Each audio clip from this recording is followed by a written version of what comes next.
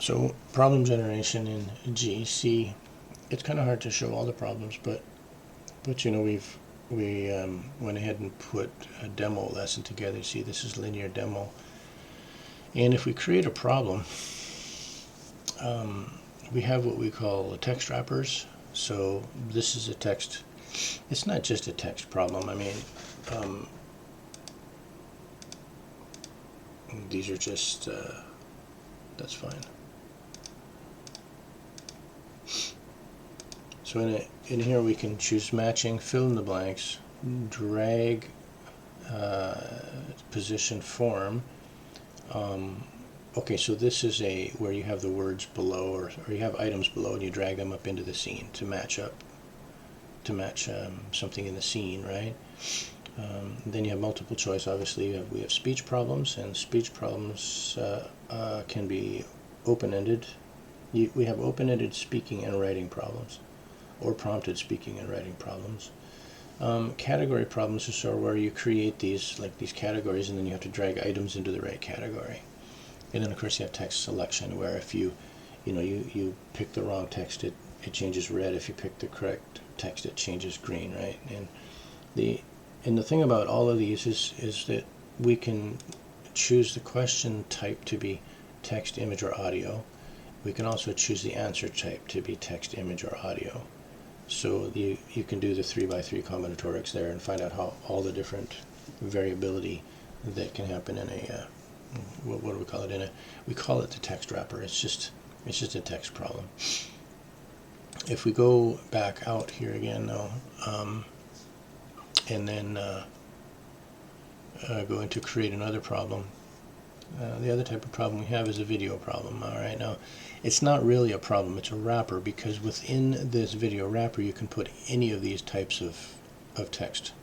Any of the types of problems we saw here can go into a video wrapper. So what you do is you put the URL of your video in here. I don't know, do we have one? Yeah. And then let's say that this was a 5-minute video, and at timestamp 1 you want to put one, you want to put a let's see, this would be the start minute would be 1. No, it would be 60. I think they're in seconds. And then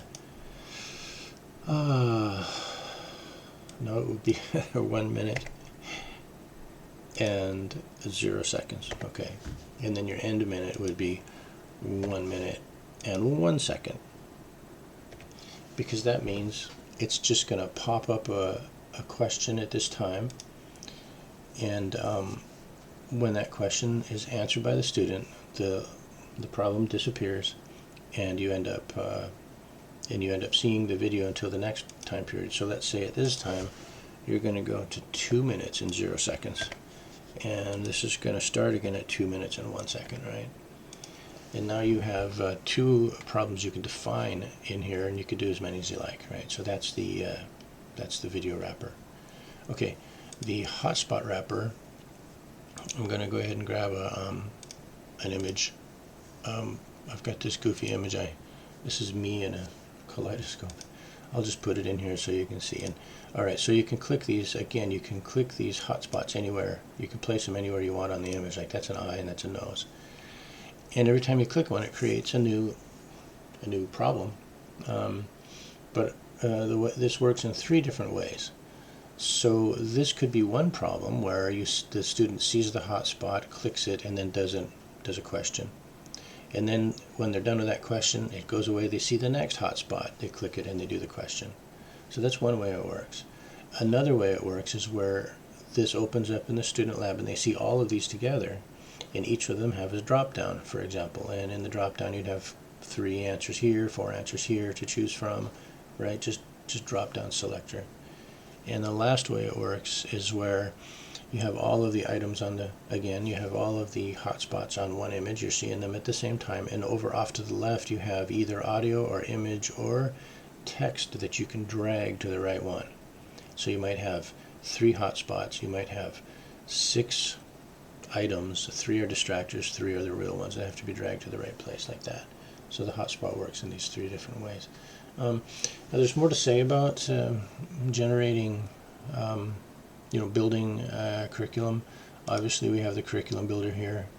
As the last thing I'll show you, if we just jump into the editor here, this is an ebook builder, right? Where you just populate the entire ebook with everything that you're going to need for that page. And then once everything is populated, you got all your assets in here, you just hit this button, update and generate problems. And this will automatically generate 6 problems: a reading, a listening, 2 writings, and 2 speaking problems. So this is where we just build an ebook, and it's just like magic. Almost out of the ebook falls all the problems, and not just main lesson content questions and answers, but also you can generate the vocabulary lessons automatically out of this too. So this is rapid curriculum building. And yeah, so again, there's more to say about the GEC problem environment and how to create lessons, but I think we'll leave it here for now.